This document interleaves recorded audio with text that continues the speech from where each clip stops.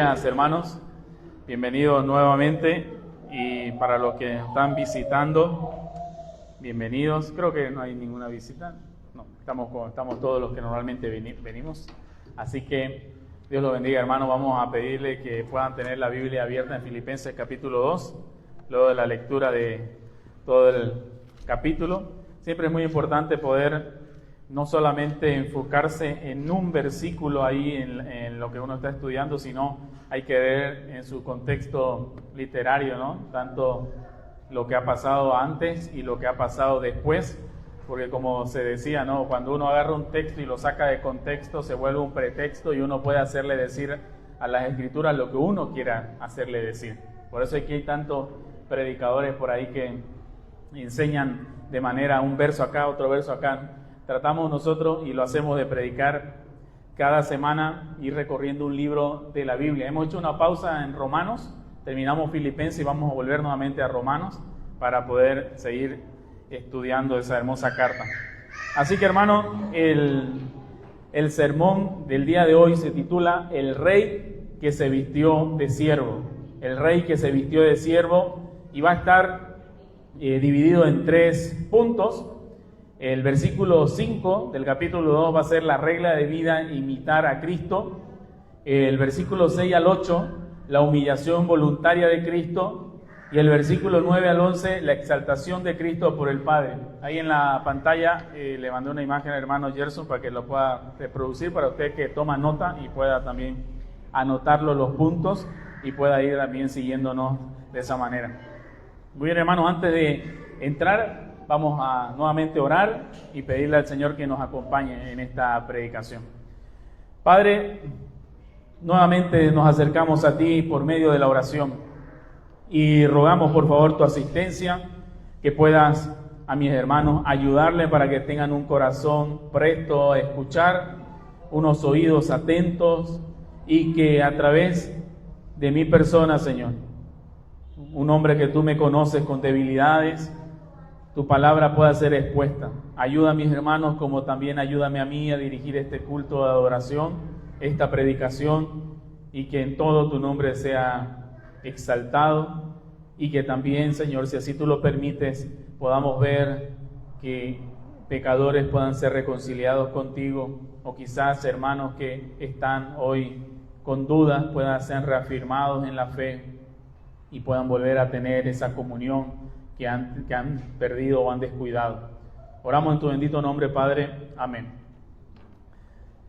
En diciembre, más precisamente un 11 de diciembre de 1936, empezó una transmisión en una cadena muy importante en Inglaterra, la BBC, que seguramente usted ha escuchado, de Londres. Y esta cadena interrumpió su programación habitual para transmitir un mensaje que iba a paralizar toda Inglaterra, o toda Gran Bretaña en realidad. En el micrófono se sentó un hombre que portaba el título más influyente del planeta en ese momento. Se trataba del rey Eduardo VIII. Él era el soberano del Imperio Británico. Y aquella noche, con una voz serena pero firme, el monarca pronunció unas palabras que han quedado grabadas en la historia de la humanidad. Él dice: me ha resultado imposible soportar la pesada carga de la responsabilidad y desempeñar mis funciones como rey en la forma en que desearía hacerlo, sin la ayuda y el apoyo de la mujer que amo. Con ese discurso, Eduardo VIII abdicó oficialmente y decidió por voluntad propia firmar el documento de renuncia, quitarse la corona del imperio más grande de aquella época, renunciar a sus derechos reales, a su palacio, a sus ejércitos, a su estatus, para descender a la posición, no de un ciudadano común, pero sí descender de la posición del monarca, del rey, cediendo el trono a su hermano menor, en aquel entonces Jorge VI, que sería el padre de Isabel II, que usted ha sido contemporánea a nosotros, ¿no? Entonces la historia recuerda esto, hermano, como uno de los mayores gestos de despojo voluntario por amor. Por uno de los despojos voluntarios por amor más grande que el mundo moderno haya presenciado, ¿no? ¿Quién de nosotros abdicaría o dejaría ese trono de rey o de reina por amor? Y este hombre dice que le resultaba completamente imposible continuar de esta manera, ¿no? Y claro, él llegó a este punto porque se iba a casar con una mujer que era su tercer matrimonio ya. Así que la historia humana, hermano, se asombra cuando un rey terrenal decide bajarse de su trono por una motivación personal. Sin embargo, nuestra cultura actual está diseñada para todo lo contrario, ¿no? ¿Por qué? Porque programamos desde que son pequeños a nuestros hijos a poder subirse, a poder brillar, inclusive utilizando textos bíblicos diciéndole: Dios te ha creado para ser cabeza y no cola, para acumular estatus, para aferrarse a nuestros derechos y para asegurarse que nadie los pisotee, que nadie destruya su orgullo, su forma de ser, ¿no? Ya sea en el trabajo, en la sociedad, incluso dentro de nuestra familia. Y de esta manera formamos a nuestros hijos. Muchos forman a sus hijos de esa manera. Pero esta mañana, hermano, la palabra del Señor nos invita a mirar un escándalo infinitamente mayor que la de sucedió en el Palacio Británico. Nos invita a contemplar al verdadero Rey absoluto de todo el universo, de toda la eternidad, al Rey de Reyes, que a diferencia de Eduardo VIII, quien renunció a su trono porque la carga les resultaba insoportable, nuestro Salvador no renunció por debilidad. Él se despojó voluntariamente de su gloria celestial, y no para recibir el amor de alguien, sino más bien para derramar su amor sacrificial sobre criaturas rebeldes como cada uno de nosotros que hemos sido salvados. Hoy, hermano, la Escritura nos va a confrontar con la realidad de este verdadero Rey que se vistió de siervo, que se vistió de esclavo. Y no lo hace simplemente para que nosotros admiremos el relato como una teología fría, sino para transformar, hermano, completamente nuestra manera en cómo nos tratamos unos a otros en el día a día. Él es nuestro mayor ejemplo, nuestra guía. Con esto en mente, hermano, vamos a entrar al primer punto, la regla de vida, imitar a Cristo, Filipenses 2:5. La regla de vida, imitar a Cristo.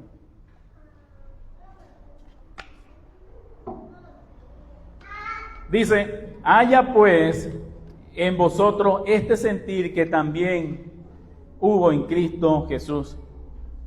Cuando abrimos la Biblia en esta sección, en Filipenses capítulo 2, corremos el riesgo de poder perdernos en la inmensidad de su teología que hay acá, ¿no? Hay un desarrollo teológico impresionante contando lo que hay después en vosotros el mismo sentir que hubo en Cristo Jesús, y empieza a hablar sobre la encarnación, sobre su muerte, sobre su resurrección, sobre su glorificación. Y podríamos pasar semanas discutiendo de la doctrina de la encarnación, debatiendo sobre los misterios eternos de Dios, y sin embargo pasar por alto la razón por la cual el apóstol Pablo escribió estas líneas. El texto que tenemos, hermano, ante nosotros no es un tratado de teología sistemática fría, pensando para inflar simplemente el intelecto de erudito en el salón de clase. Es por el contrario, hermano, un llamado pastoral que hace Pablo de manera urgente, un argumento de autoridad diseñado para resolver problemas dolorosos que vivimos día a día, problemas reales y cotidianos que enfrenta el ser humano, inclusive dentro de nuestra congregación, dentro de cada iglesia local: rivalidad, orgullo, división. Y Pablo está hablando, iniciando su texto diciendo: haya pues en vosotros este sentir. Y el punto de partida de toda esta gloriosa sección se sostiene en esta primera parte de este versículo con un imperativo dominante que Pablo menciona: haya pues en vosotros, haya pues en vosotros. Él no está haciendo un llamado emocional momentáneo, ni tampoco le está haciendo una sugerencia para que usted lo tenga solamente los domingos en la mañana, que haya este sentir en usted. Es un mandato continuo. Lo que el Espíritu Santo nos está ordenando es tener de manera permanente, constante e interrumpida en vuestro ser interior la misma disposición mental, la misma actitud, la misma forma de pensar que gobernó en el Señor Jesucristo. Haya pues en vosotros este sentir.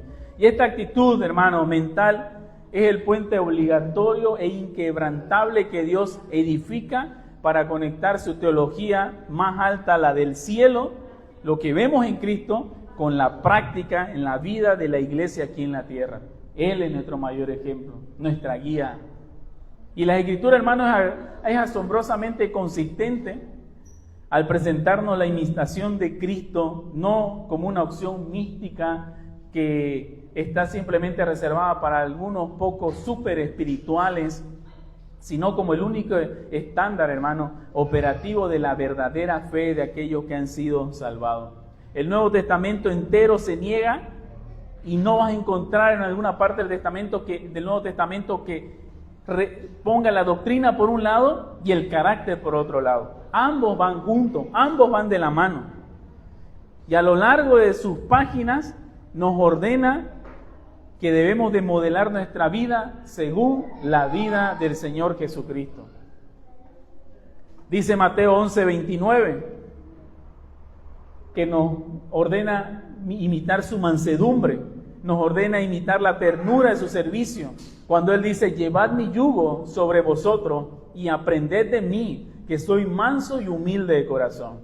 Se nos manda también a imitarlo en el despojo absoluto de nuestros privilegios para poder suplir las necesidades del hermano, porque Jesucristo, tras lavar los pies de su discípulo, se sentó y ¿qué dijo? Este ejemplo yo les he dado, para que como yo he hecho, ustedes también tienen que hacer con sus hermanos. Juan 13, del 12 al 17. Se nos exige reflejar en nuestra naturaleza de manera radical y sacrificial nuestro amor mutuo. Juan dice en el capítulo 13, versículo 34, un mandamiento nuevo os doy. ¿Cuál es ese mandamiento nuevo os doy? Que os améis unos a otros. ¿Cómo qué? Como yo los he amado. Y lo hemos cantado muchas veces acá, ¿no? Así como yo los he amado a ustedes, con este amor sacrificial, de esa manera tienen que amarse también ustedes. Haya pues entonces en ustedes este mismo sentir que hubo en Cristo Jesús. Y se nos llama, hermanos, también de forma incondicional a seguirle, cueste lo que cueste, entendiendo, hermano, que el verdadero discipulado es una imitación de sus pasos. Nos manda el Señor a seguirle, cueste lo que cueste. Y si no te está costando nada seguir al Señor, examina tu vida, hermano. Examina tu vida. Preocúpate cuando el mundo te diga, qué buen ejemplo de cristiano sos. Qué buen ejemplo de cristiano. Así deberían ser todos los cristianos. Que eso sea una llamada de alerta hacia tu vida. Porque el mundo desprecia el cristianismo. El mundo desprecia lo que el Señor Jesucristo hizo. Inclusive, hermanos, los primeros apóstoles comprendieron que seguir a Jesús implicaba convertirse ellos mismos en modelos vivientes para otros. Por eso Pablo en 1 Corintios va a decir, imítenme a mí, ¿por qué? Porque yo imito a Cristo. El apóstol Pedro, consolando a una iglesia bajo el fuego, recuerda el consuelo que pueden recibir de Cristo diciéndole, padeció por nosotros dejándonos ejemplo para que sigáis sus pisadas, el cual no hizo pecado, ni se halló engaño en su boca, quien cuando le maldecían no respondía con maldición.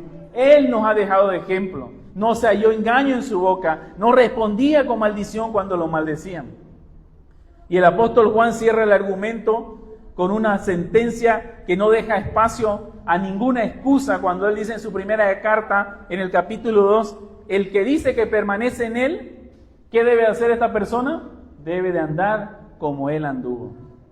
1 Juan 2:6. Así que, hermanos, haya pues en vosotros ese mismo sentir. Y en esta parte, hermanos, me gustaría que puedan escuchar bien la gravedad de esta palabra, porque es precisamente porque Él es nuestro Señor, porque Él es nuestro Curios, que también Él tiene el derecho absoluto de ser nuestro ejemplo perfecto. Si Cristo no es el modelo de tu vida diaria, realmente tu fe es estéril. Tu religión no es simplemente más que una fachada y tu ortodoxia está muerta. Se llena la cabeza de conocimiento, pero nunca ha bajado al corazón. Cuando se habla del Shema, no simplemente se dice que la palabra del Señor esté como frontales entre tus ojos, sino que dice que también la atarás en tus manos, representando la acción, tus obras, cómo debes de vivir. Así que, hermanos, si Cristo no es el modelo de tu vida diaria, analiza tu fe. Y al traer esta verdad, hermano, al espejo de nuestra realidad, Dios nos llama hoy a una confrontación profunda, ¿no? A una ética que tiene que desgarrar nuestra comodidad en la cual nosotros hemos caído o ha caído. Necesitamos mirarnos hacia adentro y hacernos una pregunta honesta. ¿Qué mentalidad está gobernando nuestras relaciones el día de hoy? ¿Qué es lo que gobierna realmente tu mente? Vivimos en una cultura hiper individualizada, ¿no? El individualismo reina. Y no solamente con eso, vivimos una cultura que está obsesionada con el reconocimiento. Lo trágico, hermanos, es que esa misma vanagloria del mundo se filtra silenciosamente en los bancos de la iglesia, se filtra en los hogares cristianos, en las reuniones de ministerio. El egoísmo muchas veces, o la envidia, se disfraza con el celo ministerial, y la contienda se esconde detrás de la necesidad obsesiva esa de siempre tener la razón. Cada murmuración contra un hermano, cada resentimiento que decides retener, cada ocasión en la que te niegas a perdonar porque tu orgullo es primero, es una contradicción directa y flagrante ante la mente de tu Salvador, ante lo que Él nos ha llamado a sentir y a tener. No podemos cometer la hipocresía de confesar a Cristo con nuestra boca, que Él es el Señor cada domingo, levantar nuestras manos, adorar a Él, inclusive derramar algunas lágrimas, si nos negamos el día de mañana rotundamente a seguir sus pisadas y que haya ese mismo sentir en nuestra vida, que no se diferencie en nuestra vida en la oficina, en la universidad o en la sala de nuestra casa. Adoptar, hermanos, la mente de Cristo, que haya ese mismo sentir, significa que cuando tu carne te exija levantar un muro de orgullo, el Espíritu de Dios te empuja a construir un puente de humildad, a buscar la paz. Y si somos honestos con nosotros mismos, nos tendremos que estar preguntando, ¿y cómo puedo yo, siendo un ser humano, una persona imperfecta, operar con esa exigencia tan alta que el Señor me está pidiendo? ¿Cuál es el costo real de adoptar la mente de Cristo? Y para poder responder esto, hermanos, que nos confronta en nuestro corazón, el apóstol Pablo no nos va a dejar abandonados en simplemente una lista de reglas morales, legalistas, humanas. Él sabe, hermano, que las reglas externas, y nosotros sabemos que las reglas externas nunca van a cambiar un corazón. La ley no se dio para que el hombre a través de la ley pueda ser salvo, porque el hombre no puede alcanzar el estatus de lo que exige la ley, que es perfección absoluta. Amar al Señor con todo tu corazón, con toda tu fuerza, con toda tu mente, y a tu prójimo como a ti mismo. Entonces, Él sabe que esas normas externas no van a cambiar nuestro corazón orgulloso. Por lo tanto, Él abre de par en par las cortinas del tiempo eterno para que nosotros podamos ver lo que el Señor hizo por nosotros, el tema de la redención. Y Él nos invita a poder fijar nuestros ojos en aquel ejemplo supremo que tenemos, que es el Señor Jesucristo, para poder aprender a bajarnos, hermanos, de nuestro pequeño toco que tenemos como trono de orgullo. Primero debemos de mirar el asombroso y escandaloso, pero voluntario descenso de nuestro Señor. Él siendo Dios. Él siendo Dios.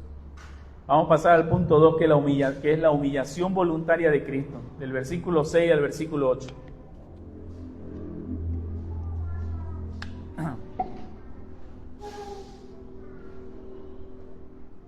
Y lo vamos a leer. Dice, ¿quién o el cual, siendo en forma de Dios, no tuvo por usurpación ser igual a Dios? Sin embargo, se despojó a sí mismo tomando forma de siervo, hecho semejante a los hombres. Y hallado en la condición de hombre, se humilló a sí mismo, haciéndose obediente hasta la muerte y muerte de cruz. Lo que vamos a estar estudiando los días miércoles, cómo elaborar un sermón expositivo. Una de las partes que tenemos que ver dentro de qué tipo de texto estamos estudiando es ver que cada tipo de texto tiene también género literario. Aquí nosotros estamos en una epístola que normalmente está dentro del tipo de texto narrativo, pero dentro de los textos narrativos puede haber poesía o puede haber un himno, como encontramos acá. Así que el apóstol Pablo nos muestra el corazón mismo de este gran himno cristológico para mostrarnos cómo luce la mente que debemos de adoptar. Pablo nos describe un movimiento descendente que realmente nos asombra, ¿no? Porque hace una trayectoria desde las alturas incomprensibles de la eternidad hasta el punto más bajo del abismo humano. En esta sección, el sujeto en todo lo que expresa el apóstol Pablo es el Señor Jesucristo. Él es el sujeto activo de cada verbo. Jesús es el que toma las decisiones, nadie lo obliga, nadie lo empuja, y en su amor soberano es el que dicta cada paso que hace hacia abajo. Él no fue obligado por nadie, Él voluntariamente se despojó. Y el versículo 6 va a iniciar con una declaración doctrinal diciendo: Cristo, siendo en forma de Dios, no estimó el ser igual a Dios como cosa a que aferrarse. Y utiliza la palabra forma. Y esta palabra forma no significa simplemente en apariencia externa o una máscara transitoria. Se refiere a la esencia misma, a la esencia íntima y permanente de una naturaleza. Pablo está afirmando categóricamente, hermano, que antes de su encarnación, el Señor Jesucristo ya existía, poseyendo todos los derechos propios de la naturaleza divina, con todos los atributos, con toda la gloria, con toda la majestad, con el Padre. Él era y es Dios, verdaderamente Dios. Y Él está iniciando esto, aclarando esta parte. Aquel que ha nacido de la Virgen María es el verdadero Dios. Y sin embargo, el texto nos dice que Él no consideró esa igualdad con Dios como un botín o como un privilegio que Él debía de retener celosamente para su propio beneficio o para su propia exhibición personal. Al contrario, en el versículo 7 el apóstol Pablo nos va a expresar o le va a dar un vuelco a la historia diciendo: sino que se despojó a sí mismo. Y esta es la doctrina que se conoce como la kenosis, que es el vaciamiento de Cristo. Pero aquí nosotros debemos tener cuidado porque algunos han malinterpretado esto, mostrando y sacando algunas doctrinas o herejías en realidad. Y debemos ser precisos porque esto no significa que Jesús dejó de ser Dios o que Él suspendió sus atributos divinos, sino que Jesús no cambió una naturaleza por la otra. La iglesia hace siglos atrás definió esta doctrina para poder protegerse de aquellas herejías que habían surgido en ese tiempo, y uno de ellos es el Concilio de Calcedonia en el siglo V, donde ellos afirmaban que Dios es una sola persona, siendo verdaderamente Dios y verdaderamente hombre, sin división, sin separación, y lo que hizo en su encarnación fue despojarse de la manifestación visible de su gloria celestial, renunciar temporalmente a sus riquezas eternas y someterse voluntariamente a la autoridad del Padre. ¿Y cómo se despojó el Señor?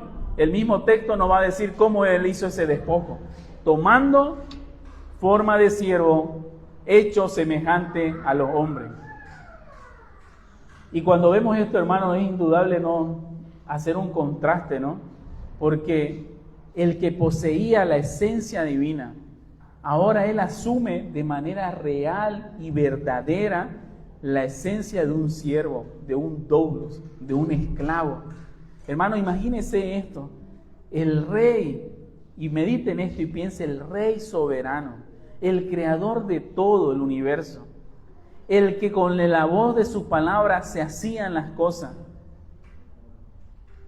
se vistió de esclavo, vistió nuestra piel, tomó nuestra forma. Él pasó de mandar a obedecer, de ser servido por una multitud de ángeles que lo atendían, como de la manera como Satanás lo tentó diciéndole que ángeles van a venir a servirle. Pasó de esa gloria, hermano, a lavarle los pies a aquellos hombres rebeldes como eran sus apóstoles. Qué ejemplo más grande nos ha dejado el Señor, realmente. Y este vaciamiento, hermano, no se detuvo simplemente en aquel pesebre de Belén. Aquel que es dueño del oro y de la plata, hermano, naciendo en un establo. Me imagino con olores que tiene un establo.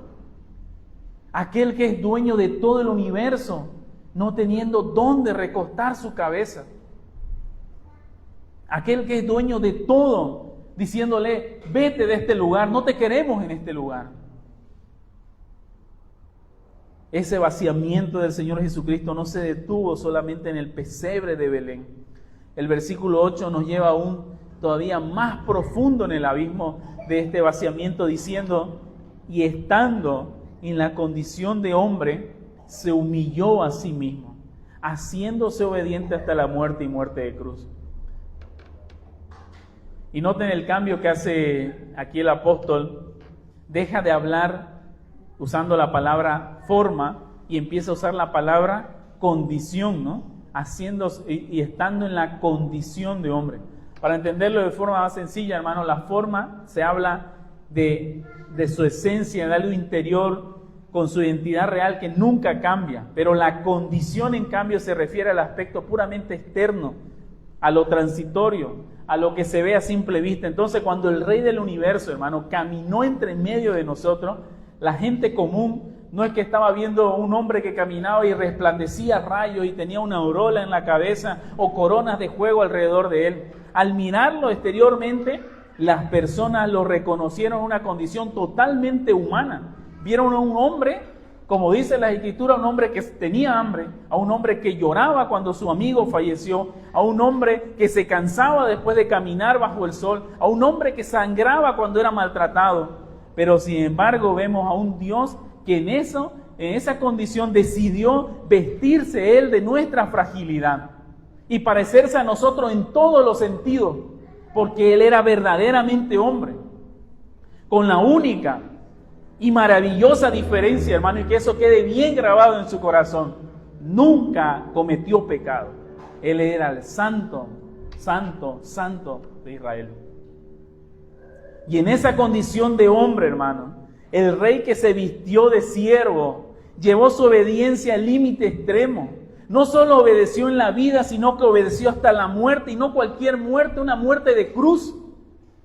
La crucifixión en esa época, hermano, era uno de los métodos más horrendos, vergonzosos e infame ideado por el Imperio Romano. Un método de asesinato para humillar en todos los límites o todas las formas posibles, que estaba reservado exclusivamente para esclavos y criminales de la peor calaña. De hecho, hermano, la ley inclusive de Roma explícitamente prohibía que un ciudadano romano muera de esa manera. Y además, el judío, ¿cómo miraba la cruz? La miraba la cruz como una maldición, porque en Deuteronomio, después en Gálatas va a replicar lo mismo diciendo: maldito todo el que es colgado en un madero. No solamente se humilló tomando nuestra condición de hombre, hermano, sino que se hizo siervo. Se humilló a sí mismo y fue hasta la muerte y muerte de cruz. No solamente una muerte siendo decapitado o que lo lanzaron por un barranco, sino que Él fue a morir en aquella cruz del Calvario, porque así estaba profetizado. El justo por los injustos, por nosotros Él se hizo maldición, para que nosotros ahora podamos tener esa libertad de poder acceder al trono de la gracia. Ahora pues, hermano, viendo lo que tu Salvador ha hecho, ¿aún así vas a persistir en tus pecados? ¿Aún así vas a persistir creyéndote tu propio Rey, tu propio Dios? Hermanos, este es el corazón de la proclamación del Evangelio. Como les mencionaba, el justo por los injustos. Jesús, siendo aquel siervo sufriente profetizado en Isaías 53, como hemos cantado, hermano. Él no sufrió por un accidente. No fue víctima de los abusos de aquel imperio romano en aquella época. Él fue voluntariamente y se sometió a la voluntad del Padre, hermano, para cargar en sus espaldas el pecado. El Rey del universo descendió al patíbulo de los esclavos malditos para cargar voluntariamente con la culpa del pecado la culpa de tu pecado, la culpa de mi pecado, absorbiendo en aquella cruz la ira divina para poder ahora regalarnos la salvación eterna. Es cierto que para nosotros, hermanos, la salvación es por gracia, pero la salvación tuvo un costo altísimo. En aquella cruz del Calvario estaba colgado algo que tiene un valor infinitamente más superior que todo lo que podamos ver en el universo. Y frente a ese despliegue, hermano, que muestra el Señor de amor y de despojo absoluto, que inclusive en la cruz del Calvario ora por nosotros, toda vanagloria humana tendría que quedar hecha a pedazos.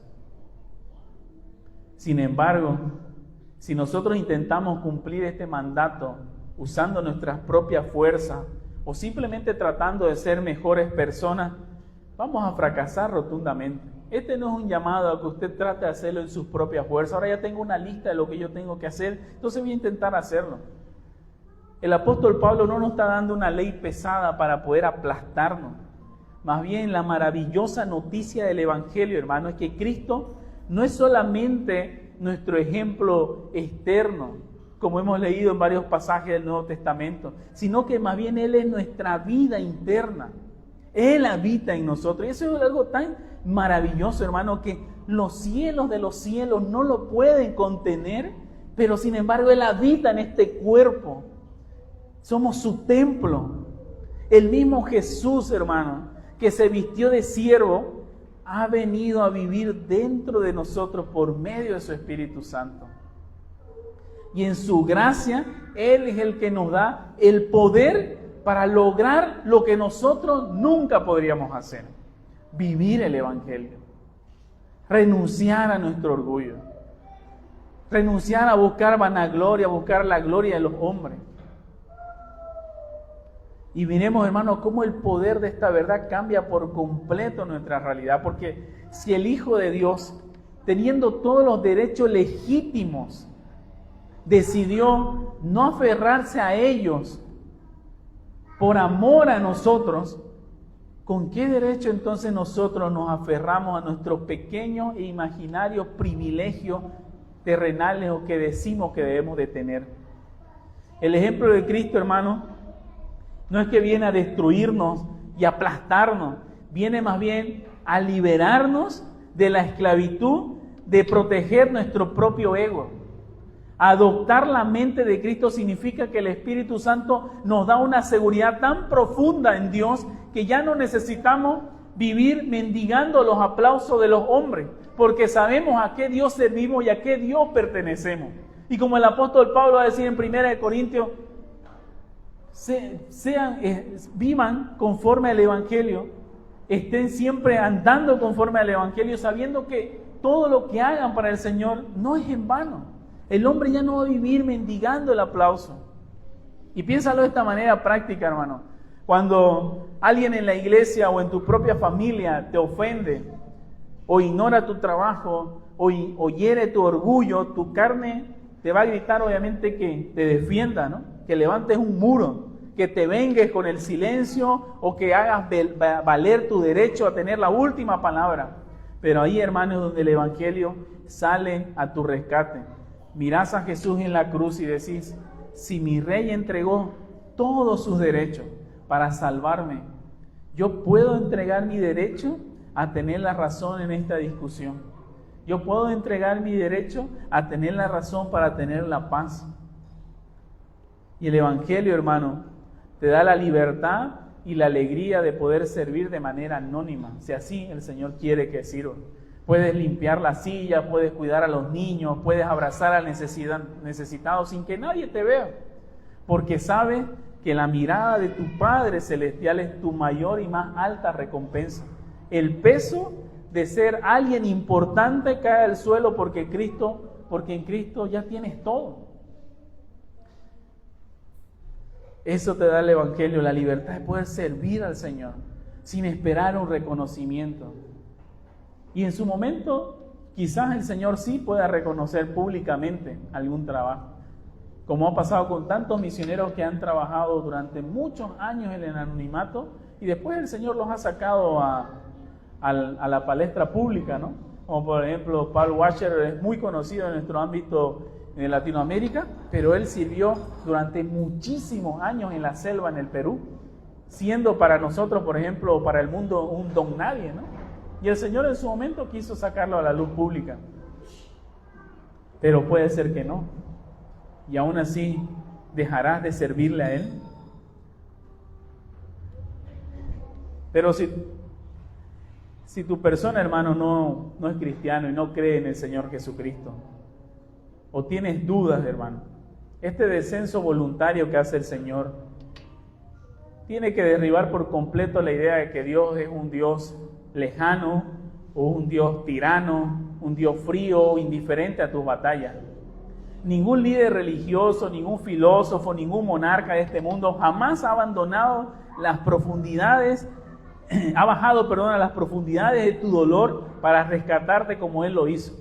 Inclusive cuando hablábamos de este monarca al inicio en la introducción, Él lo hizo para recibir amor, por amor, no lo hizo por algo desinteresado, peor aún por alguien que no estimaba, sino que lo hizo por alguien que Él amaba. El Evangelio, hermano, hoy te ofrece, si no conoces a Cristo, un descanso profundo e inmediato. Te invita a detener esa carrera agotadora y sin fin en la que vive, intentando construir tu propio valor en base a escalar posiciones, acumular títulos o aparentar una vida perfecta para que otros te validen. Vivimos una sociedad, como le decía, individualista, que busca el reconocimiento, ¿no? Todo el mundo ahora quiere llenarse de likes, de vistas, tener un nombre entre medio de la sociedad, tener un estatus, rodearse con personas que le puedan dar beneficio, poder hacer negocio. Pero sin embargo vemos cómo el Rey del universo, hermano, bajó al abismo de la cruz, se vistió de siervo y pagó la deuda que vos no podías pagar. Y este pago de esta deuda no se te va a acreditar a ti dependiendo de lo que tú hagas, porque es por gracia. Lo que Él exige ahora es que te arrepientas de tu pecado y que pongas tu fe en Jesucristo como el autor y consumador de tu salvación. Hermano, no basta simplemente que tú digas, sí, yo creo en el Señor Jesucristo. ¿Cómo vives? ¿Realmente Él es el Señor de tu vida? ¿Realmente examinando tu vida, Él gobierna? Y no digo que vamos a llevar una vida perfecta, porque no somos perfectos, aunque hayamos nacido de nuevo, pero hay una lucha contra el pecado. No nos complacemos con el pecado. Y si no conoces a Cristo, no te engañes, hermano o amigo, no te engañes. Ve de rodillas hacia el Señor y que examine tu corazón, para que aquel día no te encuentres diciendo que el Señor te diga, no te conozco. Y Él es tan misericordioso, hermano, y tan bondadoso, que Él nos da el privilegio y la bendición de que en esta vida nosotros podamos tener la certeza de que somos hijos de Dios. Por eso es que mientras puedas respirar, ve a Él, ríndete ante Él, deja de pelear con tu propia fuerza y ven al Salvador. Y lo más maravilloso también, hermano, de esta historia, de esta narración del apóstol Pablo, es que esta carta, esta epístola, es que nuestro Salvador no se quedó sepultado ahí en el polvo del Calvario. El Evangelio no termina en una tumba que fue prestada, rodeada de oscuridad y de derrota aparente. En la lógica humana y en la estructura del mundo, el que se humilla es alguien que va a ser pisoteado, ¿no? ¿Para qué te vas a humillar? El mundo te va a pisotear. Y el que se despoja de sus derechos es alguien que es olvidado, ¿no? Y peor aún, el que muere en una cruz es borrado de la historia. Sin embargo, en el reino de Dios, hermano, opera bajo otra lógica, completamente diferente a la del mundo. Opera bajo una lógica celestial inquebrantable, donde más bien el vaciamiento es el prerequisito divino para la gloria, para la exaltación, la superexaltación que el Señor, el Padre, le va a dar al Hijo. Cuando el despojo propio de Jesús llegó al punto más profundo y más oscuro del abismo, como lo vemos acá, cuando pareció que el silencio de la muerte había ganado, Dios Padre entra en la escena y toma la palabra, y vemos un cambio acá de personaje. El descenso voluntario del Hijo demanda una respuesta eterna e inmediata de parte del Padre. Y vemos cómo el escenario cambia, ¿no? Cómo el siervo sufriente ahora es vindicado. Y cómo pasamos directamente del abismo de la cruz a la altura máxima del trono del universo. Y ese es el tercer punto que dice la exaltación de Cristo por el Padre. Versículos 9 al 11. La exaltación de Cristo por el Padre.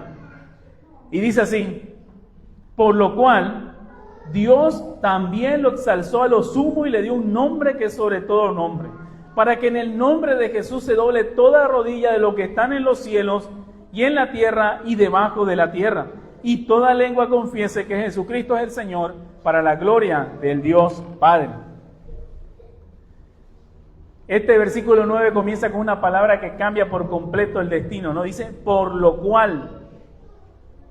Por lo cual. Y esta pequeña frase, hermano, es un conector legal definitivo que nos demuestra, hermano, que la gloria que sigue no es un evento aislado, sino más bien es la respuesta directa o la consecuencia soberana e inevitable de Dios, el Padre, ante la obediencia perfecta y el despojo absoluto de su Hijo en la cruz.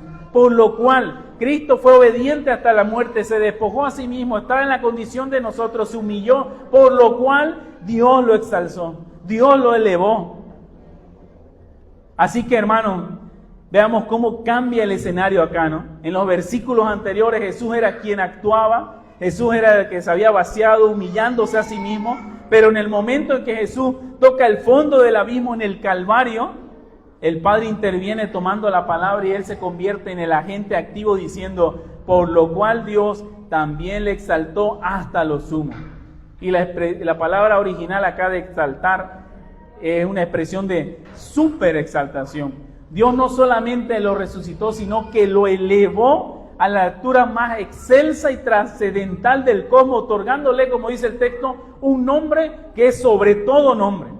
Como bien lo explica el comentarista Hendriksen, diciendo que para la audiencia original esto tenía un peso político y espiritual subversivo, porque en aquellos días el decreto del Imperio Romano exigía que cada ciudadano confesara públicamente que César es el Señor.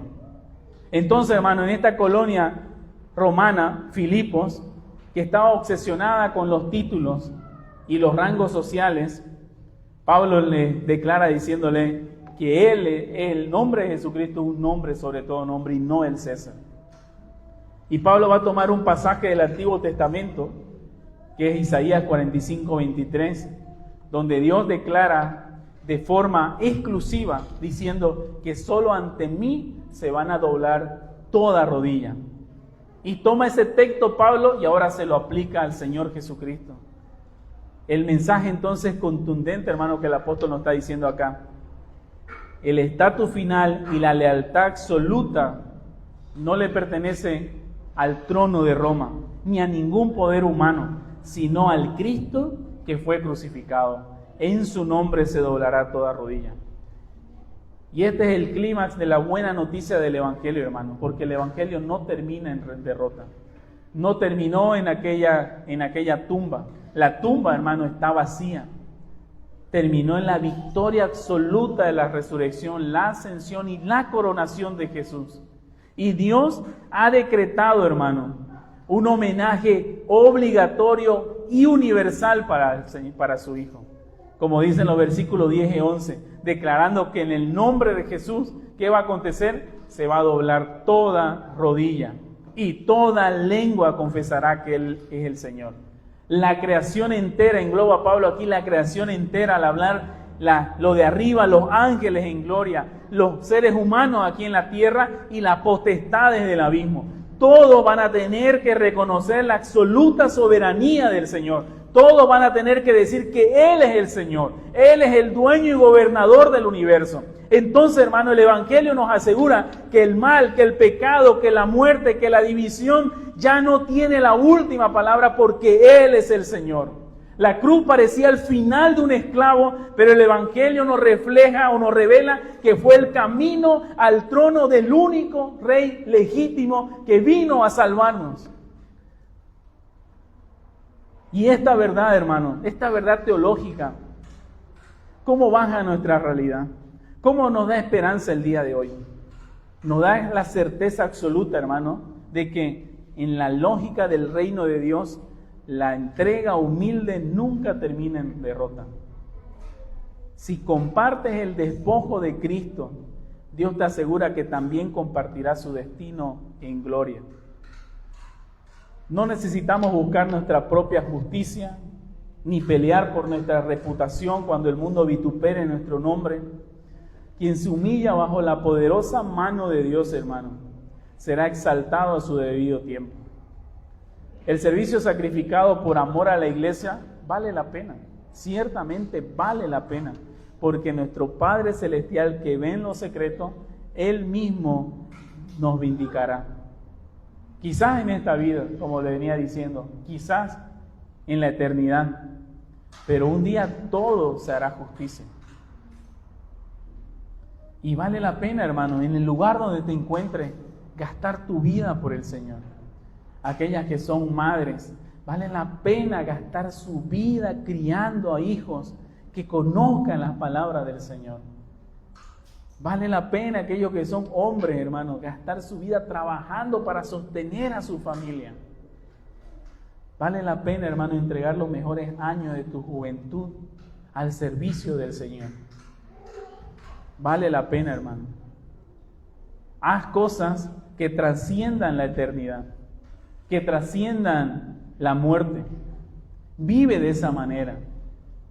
Y si quizás puedes ver tu vida hacia atrás y decir, no he hecho nada por el Señor. Qué maravillosa misericordia que aún puedas respirar y puedas comenzar a hacerlo. Qué maravillosa misericordia del Señor que aún te da tiempo para que puedas hacerlo. Que aún puedas decir, Señor, ayúdame en mi debilidad. Sé propicio a mí, perdóname y ahora ayúdame a vivir para tu gloria de aquí en adelante, a luchar contra el pecado, a tomarte como ejemplo, a vivir de tal manera que la gente pueda reconocer a qué Dios sirvo y a qué Dios pertenezco. Hermano, para que así, en aquel día final, puedas doblar tus rodillas con gozo, con alegría. Pero en este doblamiento de rodillas, es inevitable también pensar en aquellos que están lejos de Cristo, hermano. Si todos en el cielo, en la tierra y debajo de la tierra doblarán sus rodillas, ¿cómo creen que la doblarán aquellos que se rehúsan confesar al Señor a Jesús como el Señor? ¿Cómo creen que la doblarán? Un comentarista decía, ¿no?, que aquel Señor que vino como un cordero ahora vendrá como un león rugiente. Y aquellos que rehúsan doblar sus rodillas al Señor en esta vida, el Señor con una espada le cortará todos los nervios de la rodilla y caerán a tierra. Ciertamente el Señor aplastará a sus enemigos, hermano. Pero lejos de llenarnos de temor en el corazón si no conoces al Señor, más bien que sea en tu corazón te preguntes, ¿ahora qué hago? ¿Y ahora qué hago? Y la respuesta es la misma que Pedro le dice a aquellos en Hechos capítulo 2. Cree en el Señor Jesucristo y arrepiéntete. Y así con alegría y con gozo puedas doblar tu rodilla y levantar tus manos y admirar la grandeza de nuestro Rey. Para que cuando Él, abriéndose camino entre medio de las nubes, llegue, no digas montes y collados caigan encima de nosotros y ocúltennos, sino más bien tu corazón se llene de alegría porque por fin tu Salvador ha retornado. Así que, hermano, hemos caminado hoy por el pasaje, uno de los puntos más profundos de esta carta, y hemos visto al Rey del Universo despojarse de su corona para poder vestirse con los harapos de un siervo y sufrir en una cruz por amor a nosotros, siguiendo la voluntad de su Padre. Y hemos visto al Dios Padre levantarlo hasta lo sumo, declarando que su nombre está por encima de todo. ¿Y por qué el apóstol Pablo nos lleva a través de este impresionante viaje de descenso y luego de ascenso? Para dejarnos grabado, hermano, en el alma que la grandeza en el reino de Dios no se alcanza únicamente a través del servicio sufriente, y nuestra fe está muerta si no se traduce en la unidad y el amor hacia nuestros hermanos. aquella fe que tenemos hacia Dios tiene que verse también hacia nuestros hermanos. Porque la cultura allá afuera, hermano, nos va a exigir el día de mañana que compitamos, que alimentemos nuestro orgullo, que defendamos nuestro derecho a costa de lo que sea, que nos aprovechemos de la situación. Pero nosotros sabemos, hermano, porque hemos contemplado hoy un modelo diferente, que en Cristo podemos tener absolutamente certeza de que Él nos ayuda a poder hacer frente a todo esto. Y que no debemos de buscar e intentarlo hacerlo en nuestra propia fuerza, sino que más bien es una invitación a ir a Él, recordando que Él que comenzó la buena obra, la irá perfeccionando. Vamos a orar, hermano. Amado Padre, te damos gracias por este tiempo que nos has permitido tener, donde hemos recorrido, Señor, lo que dice tu santa palabra. Oramos, Señor, para que tú puedas seguir trabajando en nuestro corazón, ayudándonos, Señor. Y también oramos, Padre, si es que hay algún hermano que no te conoce, que pueda, Señor, hoy, con la asistencia del Espíritu Santo, confesarte que tú eres el Rey, que tu nombre es sobre todo nombre, y que pueda hoy doblar sus rodillas y creer en ti y arrepentirse de sus pecados. Todo esto lo dejamos en tus benditas manos, Señor. Amén. Gracias, hermano.